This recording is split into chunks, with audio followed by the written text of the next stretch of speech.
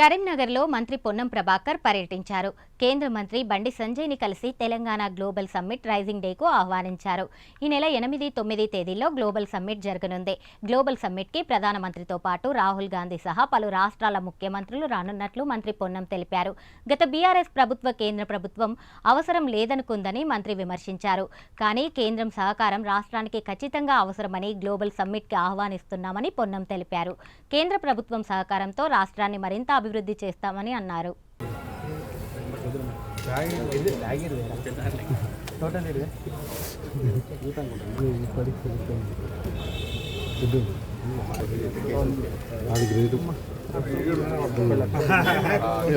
ఇంకా జరిపి ఒక్క 2 నిమిషాలు ఆగురు, మీరు 2 నిమిషాలు ఆగాలి.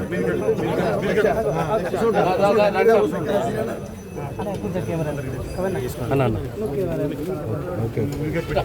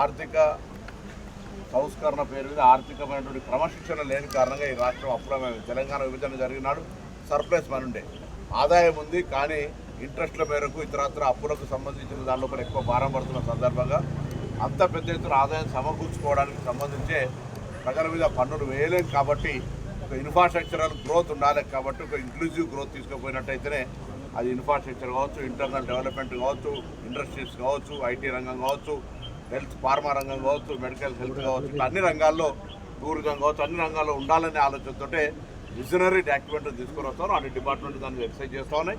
గవర్నమెంట్ సపోర్ట్, కేంద్రం కూడా సపోర్ట్ ఇవ్వమని అడుగుతాం. కాబట్టి తెలంగాణ ప్రజాపాలన ప్రభుత్వం పట్ల అతని మృతి పట్ల తీవ్ర సంతాపాన్ని, సానుభూతిని వ్యక్తం చేస్తాం.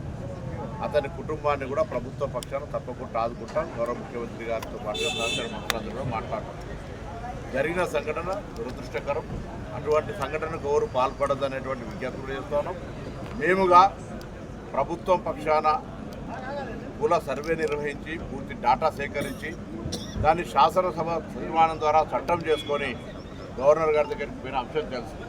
ఇంతకంటే మేము తీసుకున్నటువంటి విధానం కంటే ఇంకేదైనా బెటర్ పాలసీ ఉంటే చెప్పాలి.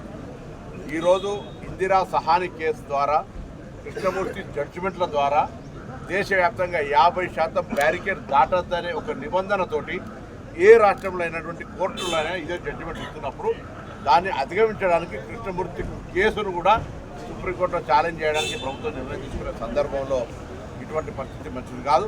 100% కాంగ్రెస్ సామాజిక న్యాయానికి కట్టుబడి ఉంది. సామాజిక న్యాయానికి సంబంధించి మేమందరం కూడా మా విజన్ పార్టీలో గొంతెత్తుతున్నాం. ఆ పార్టీలో నా స్వేచ్ఛ లేదు. ఉదాహరణకు భారతీయ జనతా పార్టీకి సంబంధించి ఇప్పుడున్న మంత్రి గారు బీజేపీ అధ్యక్షుడు తొలగించే ఓర్నేశ్వరం మీకు తెలుసు. ముఖ్యమంత్రి బీజేపీ అభ్యర్థి అన్నారు. శాసనసభ పక్ష నాయకులు ఓర్నేశ్వరం తెలుసు. మేము ఎవరిని విమర్శించలేము, కానీ మాకు కట్టుబడి ఉన్నాం. బలహీన వర్గాలకు సంబంధించిన విషయంలో కూడా కాంగ్రెస్ పార్టీ సోషల్ జస్టిస్కు ఛాంపియన్. తప్పకుండా రిజర్వేషన్లకు సంబంధించి బలహీన వర్గాల అంశంలో కూడా మా కార్యాచరణ కొనసాగుతుంది.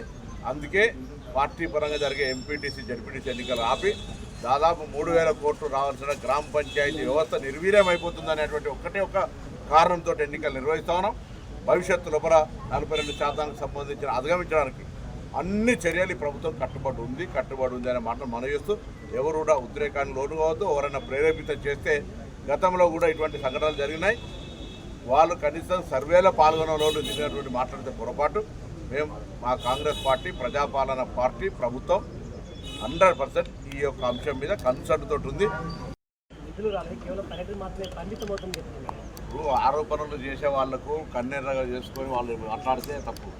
మేమేమంటామంటే రాజకీయాలకు సంబంధించి రాజకీయ పార్టీలుగా బాధ్యత గల ప్రతిపక్షాలు వ్యవహరిస్తే తప్పలేదు. కానీ తెలంగాణ రాష్ట్ర అభివృద్ధికి సంబంధించిన విషయం వచ్చినప్పటికీ ఇలా కేంద్రం కొంత వివక్షపూరితంగా పక్క ఆంధ్రప్రదేశ్ రాష్ట్రం వాళ్ళు మిత్రపక్షం కాబట్టి కొంత నిధులు ఎక్కిస్తున్నటువంటి సందర్భం స్పష్టంగా కనబడుతున్నటువంటి సందర్భంలో మేము అనేక సందర్భాల్లో కోరినాం.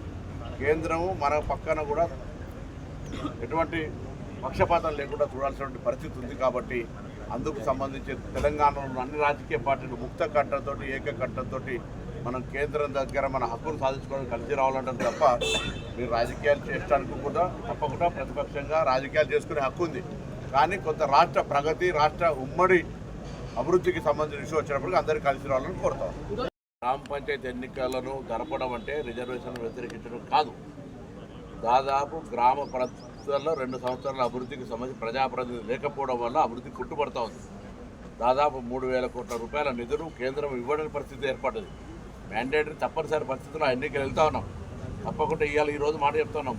ఇవాళ రిజర్వేషన్ ఎంత పర్సెంట్ వచ్చింది అనేది కాదు, బ్యాక్వర్డ్ క్లాస్ అబౌవ్ 50% గెలుస్తూ ఉన్నాం. That's a vision. కోర్టు 50% లోపల నిర్ణయించమని ఇచ్చింది, ఎన్నికలు నిర్వహించమని ఇచ్చింది.